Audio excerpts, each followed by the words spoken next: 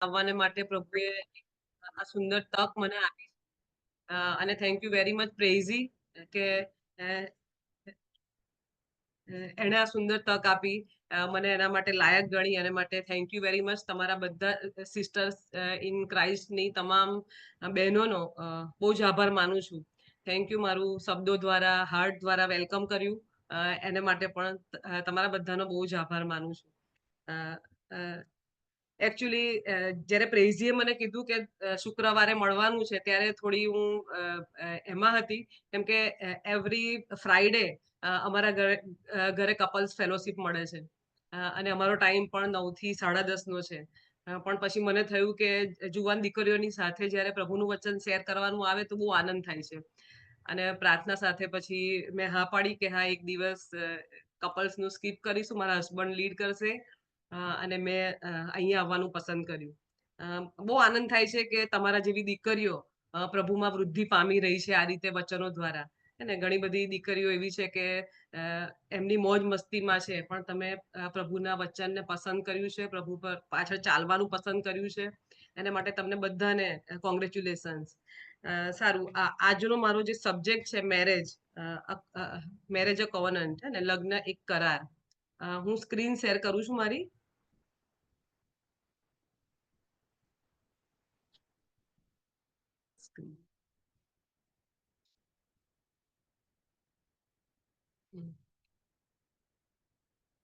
Yes, જોઈ શકો છો તમે? Yes, yes. મેરેજ અ કવનન્ટ, લગ્ન લગ્ન એક કરાર. સૌ પ્રથમ આપણે જોવા માંગીએ છીએ કે લગ્ન એ શું છે. What is marriage? તો લગ્ન એક કરાર છે, હે ને, ઈશ્વરે સ્થાપેલો એક કરાર છે. લગ્નમાં જોઈએ આપણે તો એમાં સ્ત્રી અને પુરુષ, એક સ્ત્રી અને પુરુષના સંબંધમાં ઈશ્વરની હાજરી, સ્ત્રી પુરુષ અને એમની વચ્ચે ઈશ્વરની હાજરી. સ્ત્રી પુરુષનો જે સંબંધ છે એ એવો સંબંધ છે કે અંત સુધી એમણે સાથે રહેવાનું છે. જ્યાં સુધી મરણ ન થાય ત્યાં સુધી સાથે રહેવાનો આ એક કરાર છે. શારીરિક મેરેજ થાય, બે વ્યક્તિનું મેરેજ થાય એટલે સ્વાભાવિક છે ફિઝિકલી તો એ લોકો એક થાય છે જ. ઈશ્વરનો હેતુ એ છે કે બંને સાથે રહે, ફિઝિકલી સાથે રહે, જેથી કરીને એકબીજાની સંગત મળે, હે ને, એકબીજાની સાથે બંને જોડાયેલા રહે, એકબીજાનો સથવારો મળે, સારી રીતે એકબીજાની સાથે વાતચીત કરનાર કોઈક વ્યક્તિ એમને મળી રહે, તે ઉપરાંત એમને બાળકો થાય, અને તેમના સંબંધમાં જે ઈશ્વરની હાજરી છે એ લગ્ન જીવન દ્વારા લોકો જોઈ શકે, હે ને. એ એ લગ્ન છે. ઘણા બધા સંબંધો આપણે જોઈએ કે સંબંધો ઘણા બધા પ્રકારના છે, જેમ કે માતા પિતાનો છે, ભાઈ બહેનનો છે, માતા અને દીકરીનો, પિતા અને દીકરીનો, બે મિત્રો વચ્ચેનો, દાદા દાદી સાથેનો, કાકા મામા, ઘણા બધા સંબંધો છે. પણ ફક્ત પતિ પત્નીનો સંબંધ જ એક એવો છે કે જેમાં ઈશ્વરે ફિઝિકલી એક થવાની વાત કરી છે. અને એટલે લગ્ન લગ્ન એક કરાર છે, અને પતિ પત્ની સાથે મળીને ઈશ્વરની હાજરીમાં પોતાનું જીવન સાથે મળીને જીવે, અને લોકો એ જીવનને જોઈ શકે, એ એનો એક હેતુ છે. બીજું આપણે જોઈએ કે લગ્નની સંસ્થા સ્થાપનાર એ ઈશ્વર છે, હે ને. લગ્ન કોઈ વ્યક્તિએ કે પછી કોઈ સંસ્થાએ કે પછી કોઈ એવા કવિ અથવા તો કોઈ વ્યક્તિના હૃદયનો વિચાર નથી, પણ લગ્નની સંસ્થા સ્થાપનાર એ ઈશ્વર છે. ઈશ્વરના હૃદયનો વિચાર છે લગ્ન એ. આપણે જોઈએ કે ઉત્પત્તિનો પહેલો અધ્યાય, એની અંદર ઈશ્વરે આખી સૃષ્ટિનું સર્જન કર્યું, સુંદર સૃષ્ટિ ઈશ્વરે બનાવી. અને ઈશ્વરે એક દિવસ, 2 દિવસ, એમ 6 દિવસ બધું ઈશ્વરે બનાવ્યું.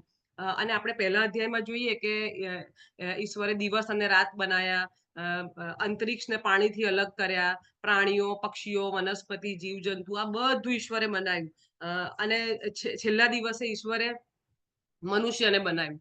અને આ પહેલા અધ્યાયમાં આપણે જોઈએ છે કે ઈશ્વરે જ્યારે એક એક વસ્તુ બનાવીને ત્યારે લખે છે તે સારું છે, તે સારું છે. અને વળી ઈશ્વરે જ્યારે મનુષ્ય જાતને બનાવીને ત્યારે ઉત્પત્તિનો પહેલો અધ્યાય અને 31મી કલમમાં આપણે જોઈએ તો એમાં એવું લખ્યું છે કે ઉત્તમોત્તમ. હે ને? એટલે કે ઈશ્વરે જે કંઈ પણ બનાવ્યું છે એમને ઉત્તમોત્તમ સારું લાગ્યું. પણ ઉત્પત્તિ એનો બીજો અધ્યાય અને 18મી કલમમાં આપણે જોઈએ તો એમાં લખ્યું છે અને યહોવા દેવે કહ્યું કે માણસ એકલો રહે તે સારું નથી. હે ને? આગળ ઈશ્વરે જે બધું બનાવ્યું બધું ઈશ્વરને સારું લાગ્યું. પણ ખાલી માણસ એટલે કે પુરુષ એકલો રહે એ ઈશ્વરને યોગ્ય લાગ્યું નહીં. અને એટલાને માટે ઈશ્વર આદમની પાસે હવાને લાવે છે. અને આપણે જોઈએ કે ઉત્પત્તિના પહેલા અધ્યાયમાં પૃથ્વી પરનું સૌપ્રથમ લગ્ન ત્યાં સ્થપાય છે. હે ને? ઈશ્વરને ના ગમ્યું કે માણસ એકલો રહે અને એટલે હવાને એની પાસે લાવે છે અને પહેલું કુટુંબ એ ઈશ્વર ત્યાં સ્થાપે છે. અને આપણે બાઇબલના છેલ્લા પુસ્તકમાં જોઈએ પ્રકટીકરણમાં અને એમાં પણ લગ્નની વાત કરવામાં આવી છે. એને કે વર પોતાની કન્યાને લેવાને માટે આવશે. એટલે ઉત્પત્તિનો પહેલો અધ્યાય અને છેલ્લો અધ્યાય બંનેમાં લગ્નની વાત કરી છે. અને વળી આપણે જોઈએ કે પ્રભુ ઈસુ ખ્રિસ્ત એમણે જ્યારે એમની સેવા કાર્યની શરૂઆત કરી ત્યારે પણ એ લગ્ન પ્રસંગથી એમના સેવા કાર્યની શરૂઆત કરે છે. આપણને ખબર છે કે કાના ગામમાં પ્રભુ ઈસુ ખ્રિસ્ત લગ્નનો પ્રથમ ચમત્કાર કરે છે અને ત્યાં દ્રાક્ષારસ ખૂટે છે અને એ વખતે પ્રભુ ઈસુ ખ્રિસ્ત એ એમના સેવા કાર્યની એ લગ્નના ચમત્કાર દ્વારા શરૂઆત કરે છે. અને આમ આપણે જોઈએ છે કે ઈશ્વરની નજરમાં લગ્ન એ બહુ જ મૂલ્યવાન છે અને એ ઈશ્વરના હૃદયનો વિચાર છે. આદમને એવું નહીં થયું કે મને કોઈક જોડીદાર જોઈએ, પણ ઈશ્વરને એવું લાગ્યું કે આદમ એકલો રહે સારું નથી. એટલે બીજી બાબત આપણે ધ્યાનમાં રાખવાની કે લગ્ન એ ઈશ્વરના હૃદયનો વિચાર છે.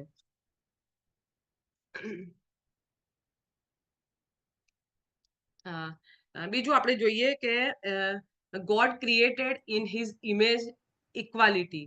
એટલે કે ઈશ્વરે તેમના સ્વરૂપ અને પ્રતિમા પ્રમાણે માણસને બનાવ્યું. હે ને? ઉત્પત્તિનો પહેલો અધ્યાય અને એની 26, 27, 28 કલમમાં આપણે જોઈએ તો ઈશ્વરે પોતાના સ્વરૂપ અને પ્રતિમા પ્રમાણે માણસને બનાવ્યું. તેણે તેઓને નર નારી બનાયા. એટલે કે ઈશ્વરે ત્રિએક ઈશ્વર પિતા પુત્ર અને પવિત્ર આત્મા ત્રિએક ઈશ્વરે જ્યારે માણસ જાતને એટલે કે નર નારીને બનાવ્યા ત્યારે એમણે એમની અંદર એમનું સ્વરૂપ અને પ્રતિમા મૂકી. ઘણી બધી વખત આપણને એવું થાય કે સ્વરૂપ અને પ્રતિમા એટલે કદાચ ઈશ્વરને 2 હાથ હશે, 2 પગ હશે, 2 આંખો હશે અને સ્ત્રી જેવા દેખાતા હશે કે પુરુષ જેવા દેખાતા હશે. અને એમની પ્રતિમા એટલે કેવી? પણ આપણા ઈશ્વર ત્રિએક ઈશ્વર એ આત્મા છે. હે ને? અને એમને શરીર નથી, એ આત્મા છે અને એમણે એમના અમુક ગુણો એ આપણામાં મૂક્યા છે. જેમ કે આપણા ઈશ્વર છે એ સર્વશક્તિમાન ઈશ્વર છે, સર્વજ્ઞાની ઈશ્વર છે, સર્વત્ર રહેનાર ઈશ્વર છે. અમુક ઈશ્વરના ગુણ છે એ ઈશ્વરના જ હોઈ શકે, પણ ઈશ્વરે એમના અમુક ગુણ એ સ્ત્રી અને પુરુષમાં મૂક્યા છે.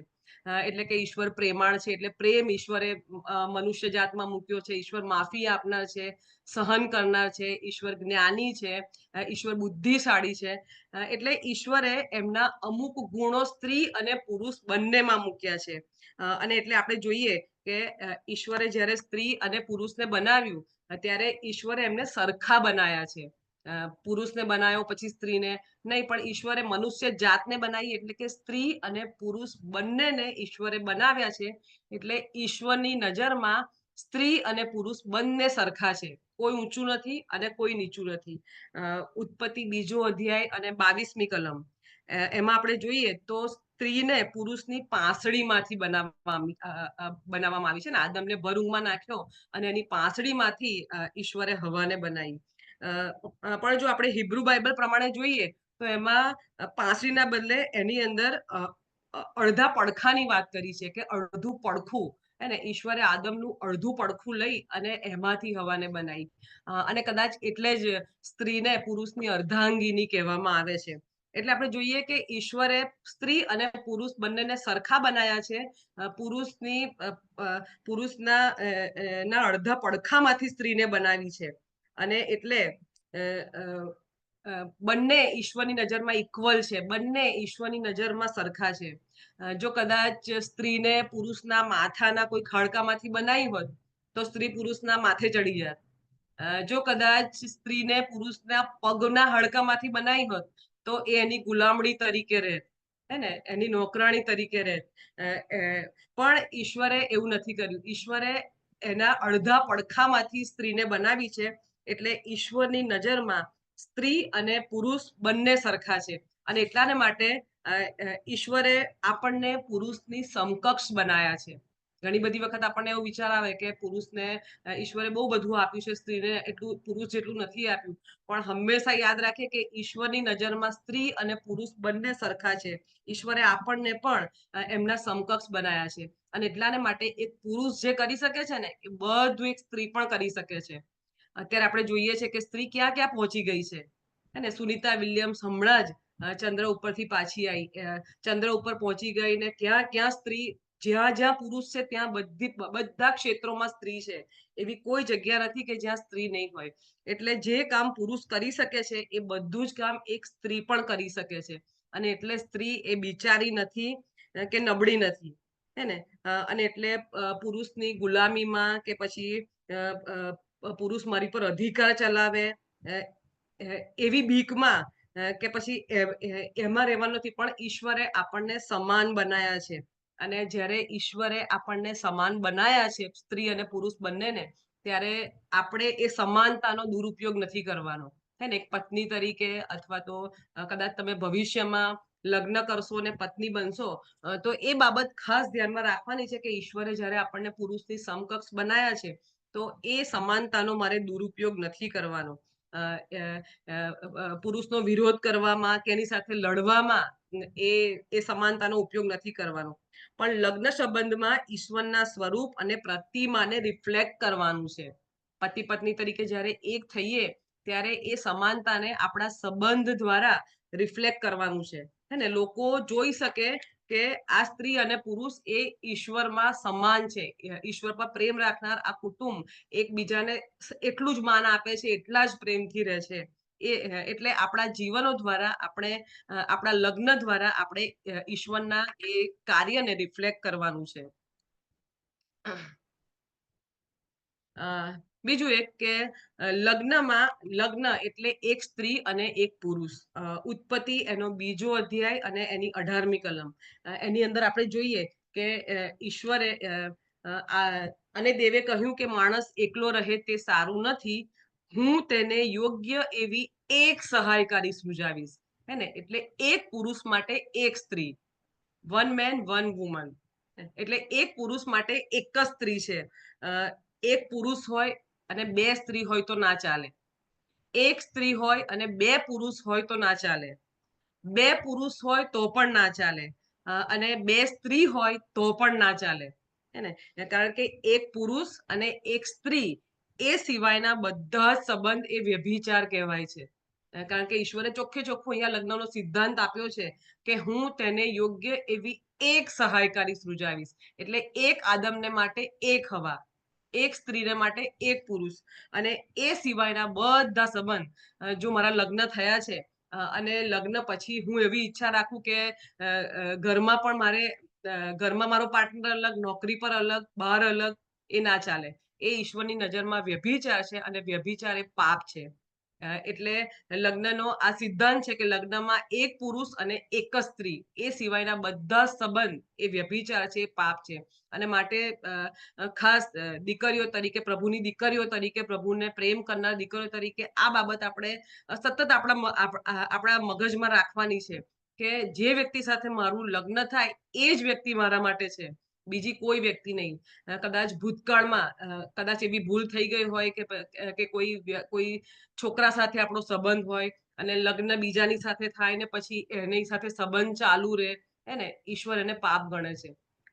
અને એટલે પ્રાર્થના કરીએ આપણે કે ઈશ્વર જે વ્યક્તિને મને જે વ્યક્તિ સાથે મને લગ્ન કરવાના હોય એને હું પૂરેપૂરી વફાદાર રહું, ઈશ્વરના આ વચનને આધારે.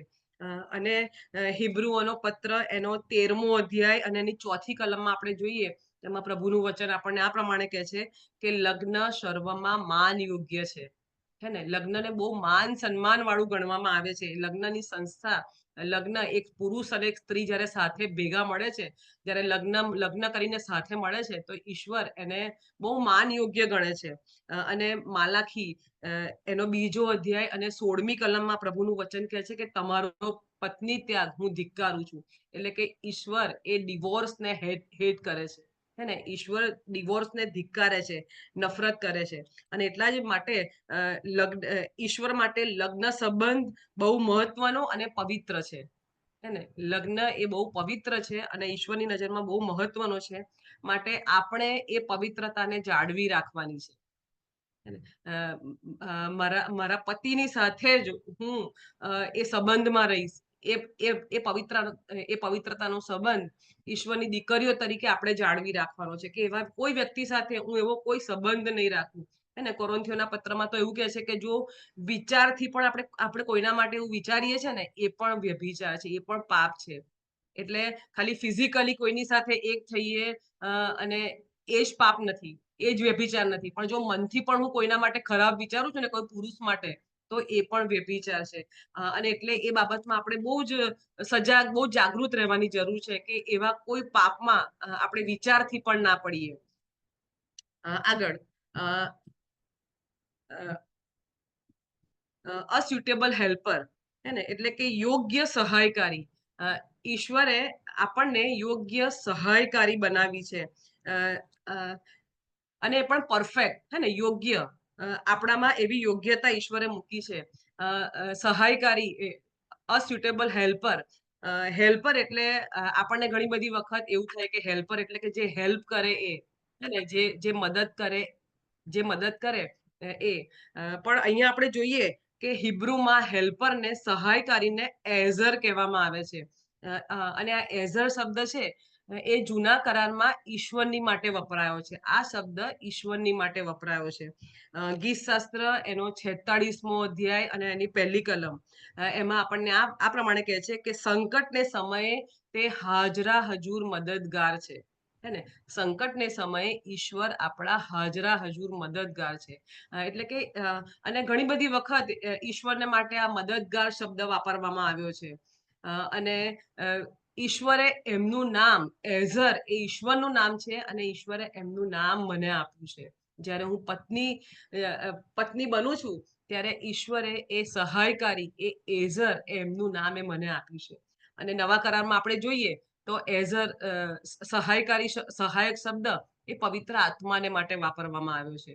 જ્યારે ઈશ્વર સ્વર્ગમાં ગયા, મૃત્યુ પછી 40 દિવસ પછી એ સ્વર્ગમાં ગયા, અને પ્રભુ ઈસુ સ્વર્ગમાં ગયા, ત્યારે પવિત્ર આત્માને એમણે પૃથ્વી પર મોકલી આપ્યા કે જે આપણો સંબોધક છે, આપણો સહાયક છે. હે ને, એટલે પત્નીઓ તરીકે જ્યારે આપણે પત્ની બનીએ છીએ, કોઈની પત્ની બનીએ છીએ ને, ત્યારે આપણે એ બહુ જ શું કહેવાય, ઈશ્વરની નજરમાં આપણે બહુ મહત્વપૂર્ણ છીએ, બહુ યુનિક છીએ. કારણ કે ઈશ્વરે એમનું નામ એ એઝર એ મને આપ્યું છે. અને એઝરનો અર્થ થાય છે કે સામર્થ્યવાન, બચાવનાર, સહાયક. હે ને, જેની પાસે કંઈક છે ને એ મદદ કરે. હેલ્પર, હેલ્પ કોણ કરે કે જેની પાસે કંઈક છે. એટલે કે મારામાં એવું સામર્થ્ય છે કે હું મારા પતિને હેલ્પ કરી શકું છું. અને ઈશ્વરે એમનું નામ જ્યારે મને આપ્યું છે, હે ને, ઈશ્વરે જે પુરુષ સાથે સ્ત્રીને લગ્ન સંબંધમાં જોડે છે, ત્યારે તેમની સાથે આજીવન સંબંધમાં જોડાઈ રહેવાની યોગ્યતા પણ ઈશ્વર આપણને આપે છે. હે ને, ઈશ્વર જ્યારે આપણને કોઈ પુરુષની સાથે જોડે છે ને, તો હું યોગ્ય રીતે એની સાથે જોડાઈ રહું ને, એની માટેની યોગ્યતા પણ ઈશ્વરે મારામાં મૂકી છે. 2જો અધ્યાય ને 18મી કલમમાં લખ્યું છે કે હું તેને યોગ્ય એવી એક સહાયકારી, હે ને, ગમે તેવી સહાયકારી નહીં, પણ યોગ્ય એવી. એનામાં કંઈક એવું છે, યોગ્યતા છે. અને એને હિબ્રુ ભાષામાં એઝર કેનેગડો, એટલે કે યોગ્ય સહાયકારી.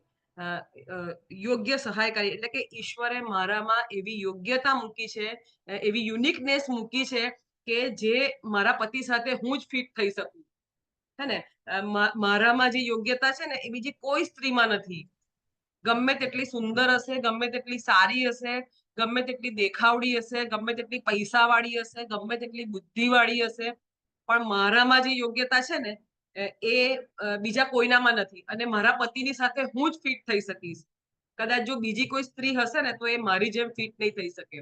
અને એટલે જ્યારે આપણે આપણા પતિની સાથે અથવા તો લગ્ન સંબંધમાં જોડાઈએ છીએ અથવા તો લગ્ન સંબંધમાં જોડાઈ ગયા છીએ, તો ઈશ્વરે મને એ યોગ્યતા આપી જ છે કે હું એ પુરુષની સાથે યોગ્ય રીતે જોડાઈ શકું. અને માટે એ યોગ્યતાને આપણે જાળવી રાખવાની છે. હે ને? એ જે યોગ્યતા છે એને મારે ઓળખવાની છે કે મારામાં કઈ એવી યોગ્યતા છે કે હું મારા પતિની સાથે ફિટ થઈ શકું. અને ઈશ્વરનો આભાર માનીએ કે ઈશ્વર થેન્ક યુ કે તમે મને એમને એમ નથી બનાવી, ગમે તેવી નથી બનાવી, પણ યોગ્યતાવાળી. હે ને? મારામાં એ યુનિકનેસ તમે મૂકી છે કે જે બીજા કોઈનામાં નથી. અને એટલે એ સંબંધને માટે ઈશ્વરનો આભાર માનવાનો કે ઈશ્વર તમે જે યોગ્યતા આપી છે પત્ની તરીકે મને, એને માટે તમારો આભાર.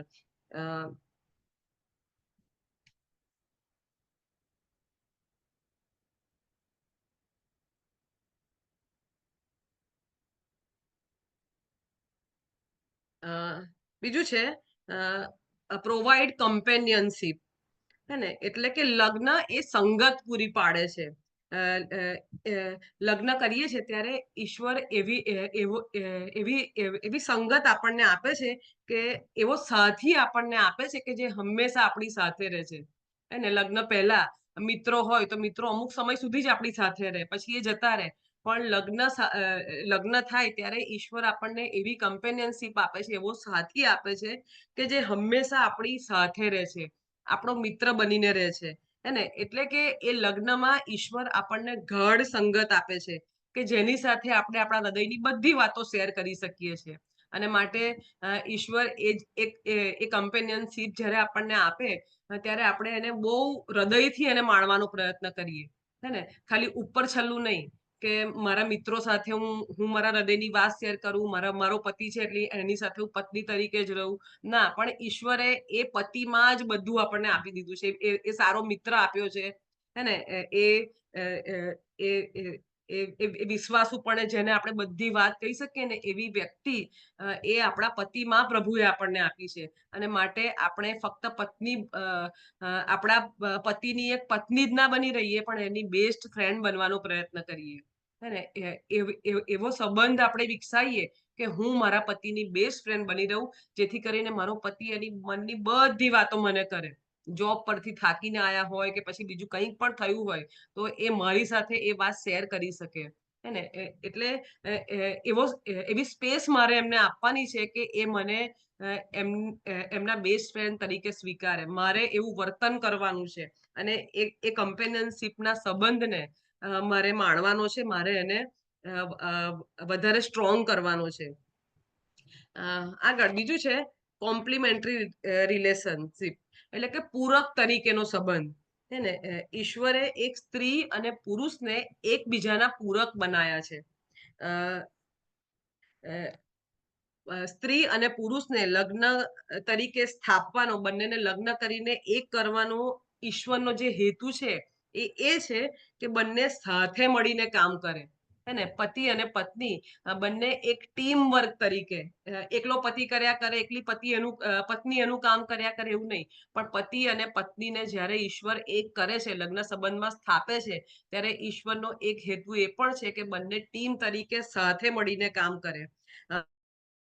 અને એકબીજાની નબળાઈઓમાં એકબીજાનું સ્ટ્રેન્થ બની રહે. હે ને? ઈશ્વરે બંનેને, સ્ત્રી અને પુરુષ બંનેને પોતાનું સ્વરૂપ અને પ્રતિમા પ્રમાણે બનાયા છે. અને બંને ઈશ્વરની નજરમાં સરખા છે અને માટે એક ટીમ તરીકે સાથે મળીને કામ કરવાનું છે. આપણે જોઈએ કે ઈશ્વર સિવાય કોઈ સંપૂર્ણ નથી.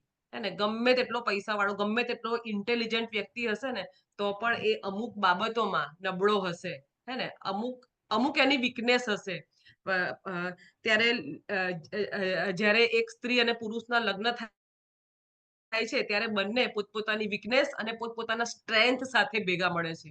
પણ જો એમની સ્ટ્રેન્થ અને વીકનેસ સામે અથડાયા કરશે ને તો એમાં પ્રશ્નો થશે. પણ પ્રભુ એવું ઈચ્છે છે કે આપણી સ્ત્રી અને પુરુષની વચ્ચે પૂરક તરીકેનો સંબંધ રહે. એટલે કે જે ખાલી ભાગ છે એને એકબીજાની સ્ટ્રેન્થથી પૂરવામાં આવે. હે ને? જો અથડાયા કરીશું તો અવાજ આવશે ને લોકો સાંભળશે અને વચ્ચે પ્રશ્નો થશે, એમના વચ્ચે પ્રશ્નો થશે. પણ જે વીકનેસ છે, એકબીજાની વીકનેસને પૂરવાનો પ્રયત્ન કરીશું ને, ત્યારે ઈશ્વરનો મહિમા આપણે કરી શકીશું પતિ અને પત્ની તરીકે. અને માટે પતિ અને પત્ની તરીકે એકબીજાના પૂરક બની રહેવાનું છે. એકબીજાની નબળાઈમાં એકબીજાની તાકાત બની રહેવાનું છે. જ્યારે બંને એકબીજાની વીકનેસ અને એકબીજાની સ્ટ્રેન્થ, હે ને, વીકનેસને પૂરું કરીએ છીએ ને, ત્યારે આપણે એકબીજાની સ્ટ્રેન્થ બની જઈએ છીએ. અને એ સ્ટ્રેન્થ એવી બને છે કે જે કદી કોઈ તોડી શકતું નથી. હે ને? કારણ કે એમની વચ્ચે એક ગ્લુ તરીકે ઈશ્વર છે. અને માટે પતિ અને પત્ની તરીકે એકબીજાની કોમ્પિટિશન નથી કરવાની.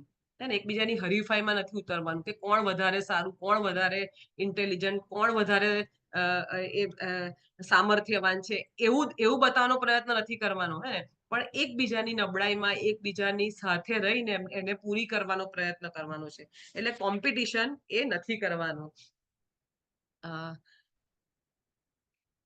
બીજું કે મેરેજ એ કોવેનન્ટ રિલેશનશિપ, એટલે કે લગ્ન સંબંધ એ કરારનો સંબંધ છે.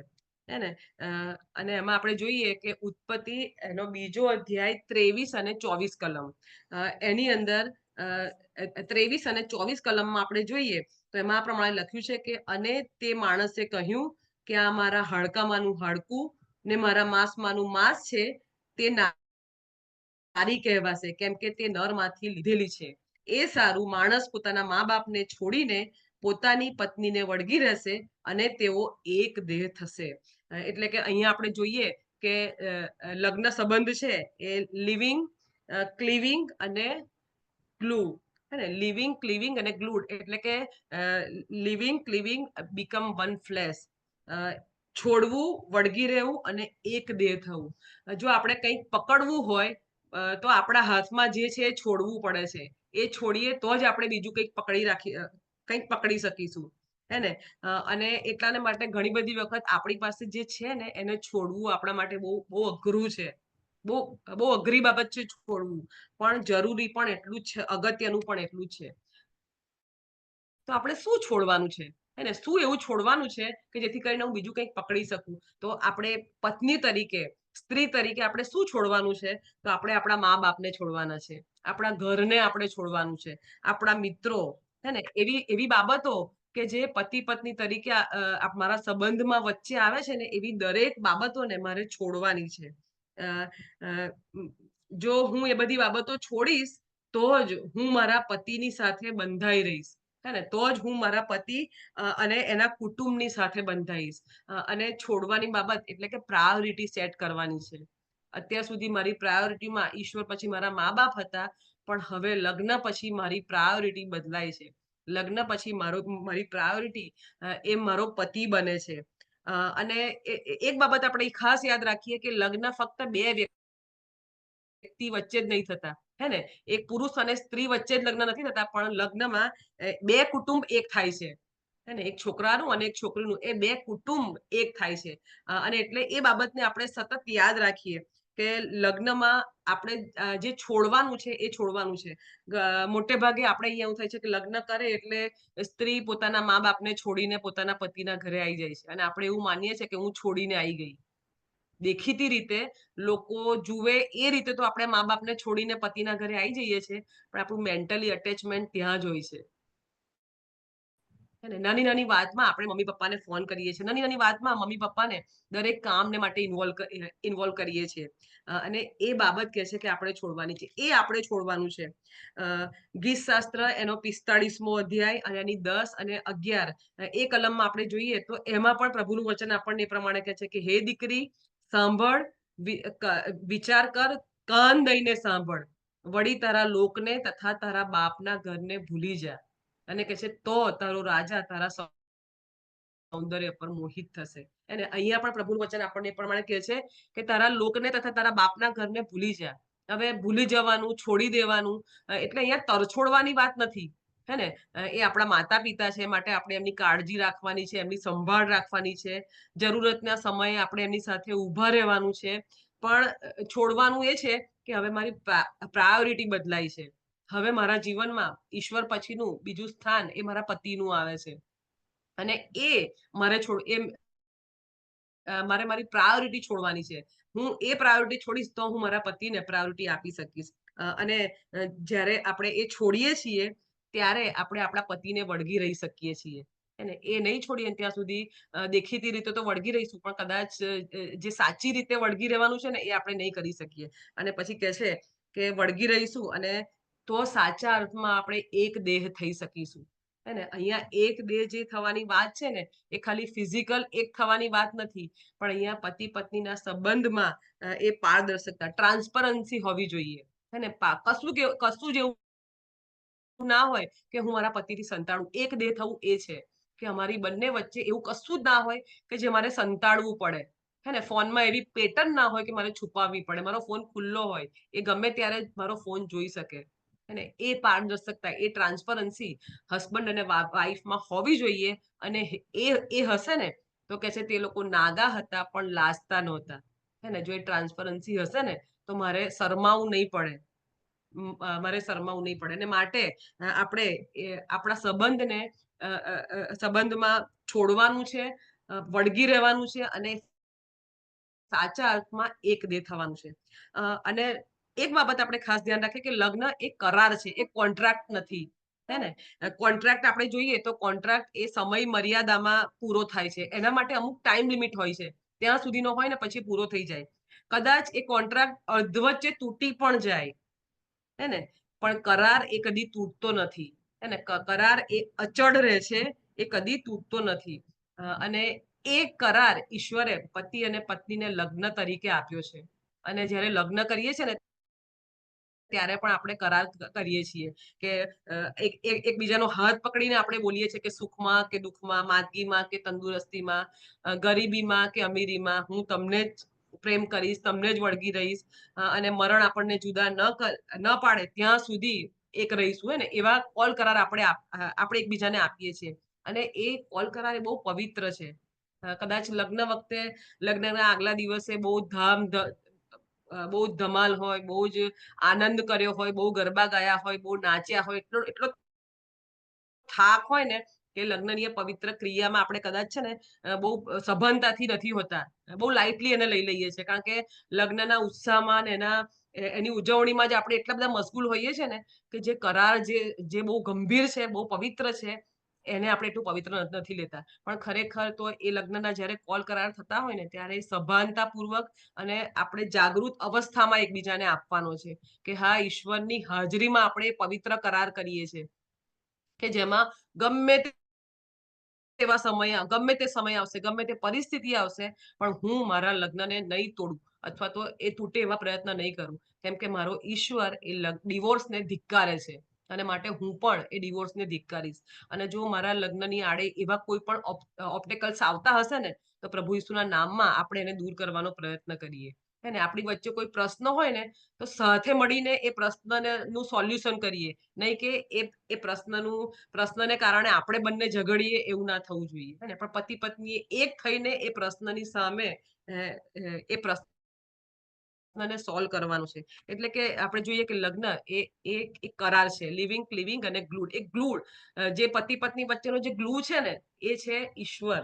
ઈશ્વરનો પવિત્ર આત્મા કે જે આપણને જોડી રાખે છે. અને જ્યારે ઈશ્વરને ઓળખતા હોઈશું ને ત્યારે ઈશ્વરને ગ્લુ આપણને એકબીજાની સાથે જોડી રાખે છે. અને એ ગ્લુ એવા અઘરા સમયોમાં આપણને સાથે રહેવામાં મદદ કરે છે. અને માટે એ લગ્નનો કરાર એ આપણા માટે બહુ જ અગત્યનો છે. બહુ પવિત્ર છે. અને એને આપણે હંમેશા એને આપણે વળગી રહીએ. બીજું કે જે લગ્ન છે એ લાઈફ લોંગ કમિટમેન્ટ છે. હે ને? Life long. થોડા સમય માટેનું નહીં. હે ને? પણ એ મૃત્યુ જ્યાં સુધી આપણે પૃથ્વી ઉપર જીવીએ છીએ, જ્યાં સુધી આપણે મૃત્યુ ના થાય ત્યાં સુધી આપણે એકબીજાની સાથે જોડાયેલા રહેવાનું છે. મૃત્યુ જ આપણને અલગ કરી શકે. બાકી કોઈ વ્યક્તિ આપણને અલગ, આપણા બાળકો પણ આપણને અલગ કરી શકવા ના જોઈએ. હે ને? અને માથીની લખેલી સુવાર્તા એનો 19મો અધ્યાય અને એની 6ઠ્ઠી કલમમાં લખ્યું છે કે દેવે જેને જોડ્યું છે તેને માણસે જુદું પાડવું નહીં. હે ને? ઈશ્વરે જેને જોડ્યું છે ને એને માણસે જુદું પાડવું નહીં. આપણે જાતે પણ કદી જુદા થવાનો પ્રયત્ન ના કરવો જોઈએ. હેને. લગ્ન થયા એટલે હવે એ વ્યક્તિ જ મારા માટે મારો પતિ છે. હેને. એને મને કદાચ બીજી વ્યક્તિ ગમે છે અને કોઈક વ્યક્તિ સાથે મારા લગ્ન થઈ ગયા છે, તો હું હવે ગમે તે રીતે મારા લગ્નને તોડી નાખું કે મારા પતિને ખરાબ સાબિત કરું ને એમાંથી છૂટી થઈ જાઉં ને બીજાની સાથે લગ્ન કરી લઉં, એવો વિચાર કદી મનમાં નહીં લાવવાનો. હેને. પણ જેની સાથે લગ્ન થયા છે, એની સાથે જ મારે જોડાયેલા રહેવાનું છે. અને જુદા થવાનો કદી પ્રયત્ન નહીં કરવાનો. પણ લગ્ન સંબંધ કઈ રીતે વધારે મજબૂત થાય ને એવા પ્રયત્નો કરવાના છે. અ, લગ્ન સંબંધમાં એકબીજાની ફિઝિકલ નીડ એકબીજાએ સંતોષવાની છે. કેમ કે પહેલો કોરોન્થી એનો 7મો અધ્યાય અને એની 3જી અને 4થી કલમમાં આપણે જોઈએ તો એમાં પ્રભુનું વચન આપણને આ પ્રમાણે કહે છે કે પતિ અને પત્નીએ એકબીજા પ્રત્યેની ફરજ બજાવવાની છે. પતિએ પત્ની પ્રત્યે અને પત્નીએ પતિ પ્રત્યે, એટલે એકબીજા પ્રત્યે જે એમની ફરજ છે એ એમણે બજાવવાની છે.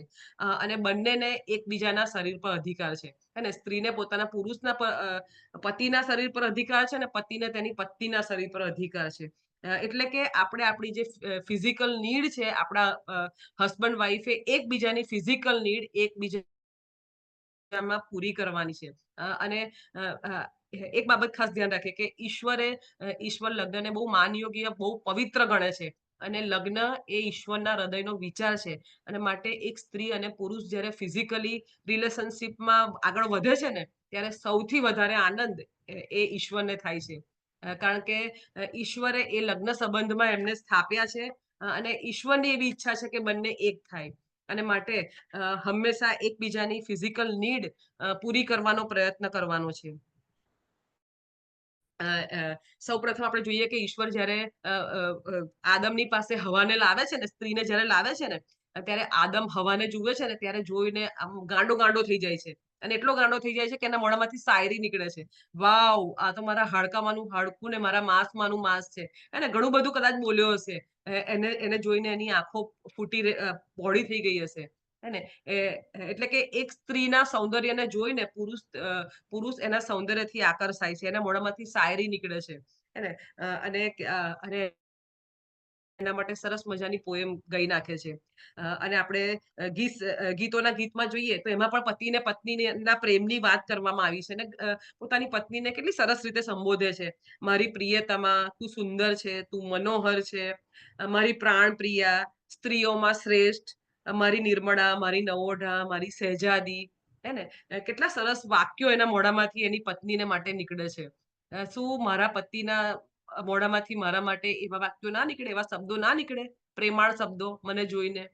કદાચ જો મારું વર્તન અથવા તો મારી વાણી કે મારો વ્યવહાર એવો છે કે જેના કારણે મારા પતિના મોઢામાંથી મારા માટે સારા શબ્દો નથી નીકળતા, તો મારે વિચાર કરવાનું છે ને કે મારામાં ક્યાં હજી પણ એવી ખોટ છે કે મારો પતિ મને હજી એટલો પ્રેમ નથી કરી શકતો. અને માટે આપણે એ વિચારવાનું છે કે આ લાઈફ લોંગ આપણું કમિટમેન્ટ છે અને એને આપણે ફૂલફિલ કરવાનું છે. હે ને. એ સંબંધને આપણે બહુ જ આનંદથી, બહુ પ્રેમથી, બહુ પ્રામાણિકતાથી, બહુ પારદર્શક રીતે એને માણવાનો છે, કે જેથી કરીને પ્રભુની એ ઈચ્છાને આપણે પરિપૂર્ણ કરી શકીએ. ત્યાર પછી છે પ્રોક્રિએશન.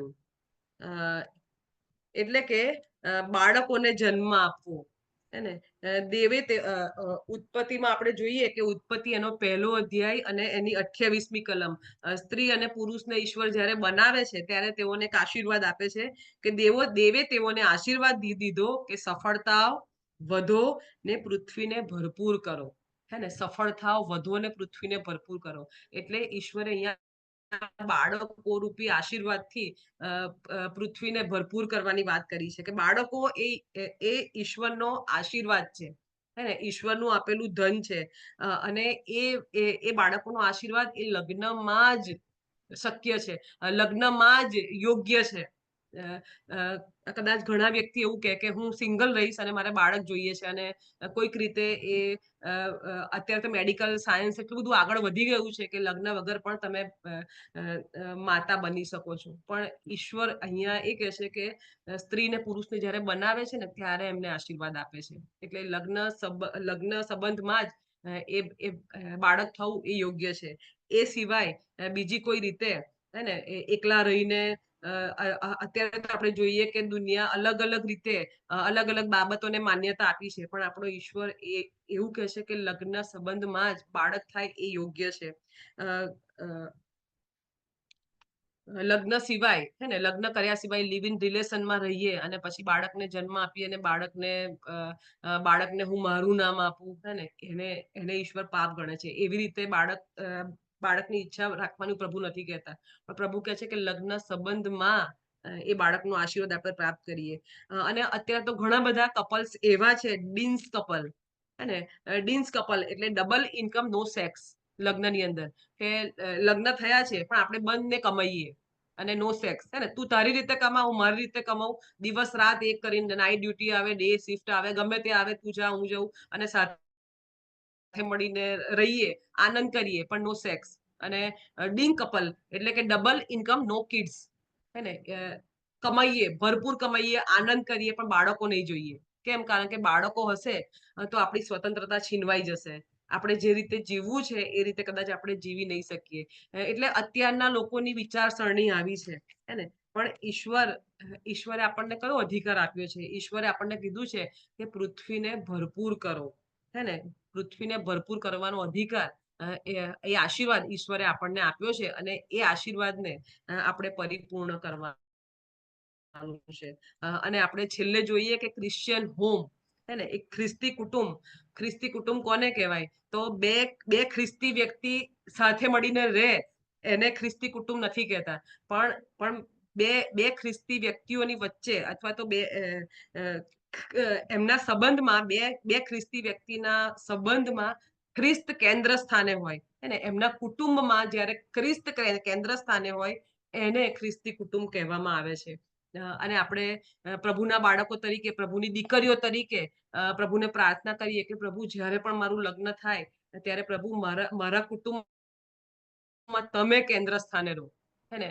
પતિ પત્ની તરીકે અમે બંને ઈશ્વરને ઓળખીએ છીએ અને પછી હું મારી રીતે, તું તારી રીતે નહીં, પણ પ્રભુ અમારા જીવનમાં કેન્દ્ર સ્થાને તમે હો અને તમે ઈચ્છો એ રીતે પ્રભુ અમે લગ્ન સંબંધમાં આગળ વધીએ.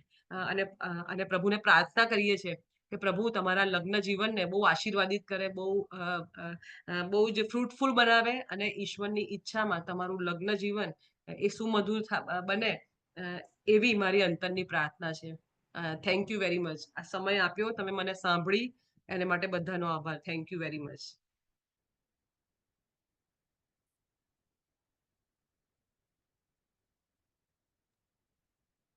થેન્ક યુ પ્રીતિ ભાભી અગેન. બહુ જ બ્લેસેડ સર્મન રહ્યો. બહુ જ ડિફિકલ્ટ એવા ટોપિક પર બહુ ક્લેરિટી સાથે અને બહુ જ બધી કેરેક્ટરિસ્ટિક અને ગોલ્સ પણ તમે અમને આપ્યા છે મેરેજ કોન્વેન્ટને લઈને. એની માટે તમારો બહુ જ આભાર માનીએ છીએ. હવે પછીનો સમય હું સોનુદીને આપીશ, આપણને થેન્ક યુ નોટમાં લીડ કરશે.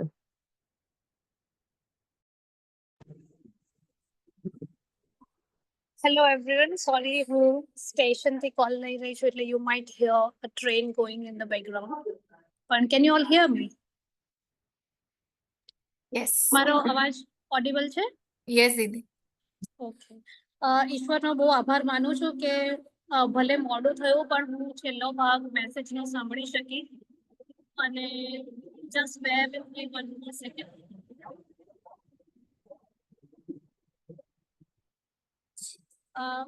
ઈશ્વરનો આભાર માનું છું પ્રીતિબેનના માટે. ખૂબ સરસ એવો મેસેજ તમે આપ્યો અને બહુ પ્રોક્લેમેશન અને ડિક્લેરેશનથી બહુ ઓથોરિટી સાથે તમે આ મેસેજ આપ્યો. એના માટે ઈશ્વરનો પણ આભાર માનું છું ને તમારો પણ આભાર માનું છું કે અમને બધાને ઓપોર્ચ્યુનિટી મળી. બહુ સરસ રીતે આઈ એમ શ્યોર આગળના પણ પોઈન્ટ્સ તમે સમજાવ્યા હશે અને જે છેલ્લા પોઈન્ટ્સ હતા they have really touched me and have made a place in my heart. So પ્રભુનો બહુ આભાર માનીએ છીએ. પ્રભુ તમારી સેવાઓને આશીર્વાદિત કરે અને તમને ખૂબ જ આશીર્વાદોથી ભરે.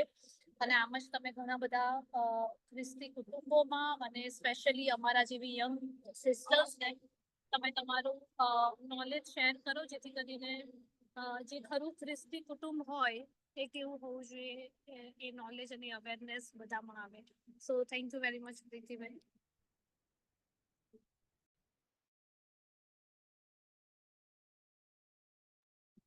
Okay, thank you so much, Sonu Didi.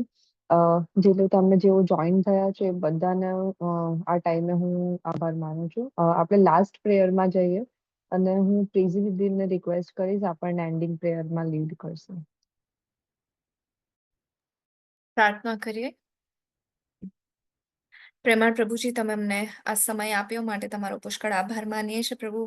આ આખો મહિનો ઈશો પિતા અમે લગ્ન અને પ્રેમ વિશે ઘણી બધી બાબતો શીખી શક્યા, અને આજે ઈશો પિતા પ્રીતિ ભાભીના મુખ દ્વારા તમે અમને ઘણી બધી બાબતો તરફ ઈશો પિતા અમારું ધ્યાન કેન્દ્રિત કર્યું કે જે ઈશો પિતા તમે અમારા જીવનોમાં આપવા માંગો છો, અને ઈશો પિતા જે તમને યોગ્ય લાગે છે એવી બાબતો આજે અમે શીખી શક્યા છે. માટે પ્રભુ અમે તમારો પુષ્કળ આભાર માનીએ છીએ ઈશો પિતા.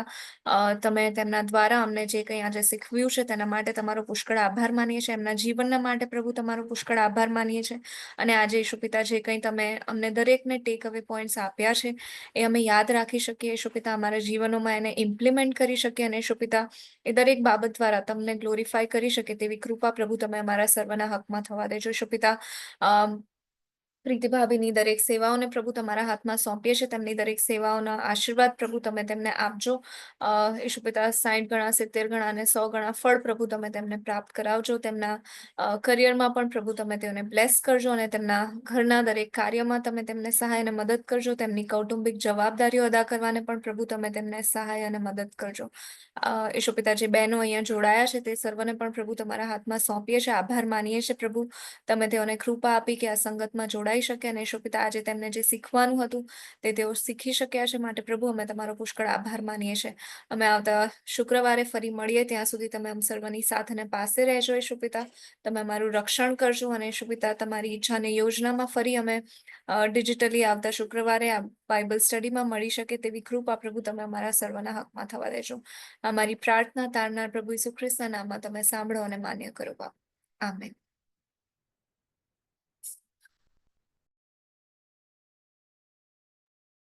Thank you for joining. Have a good night. Thank you. Good night. Bye. Good night. Thank you.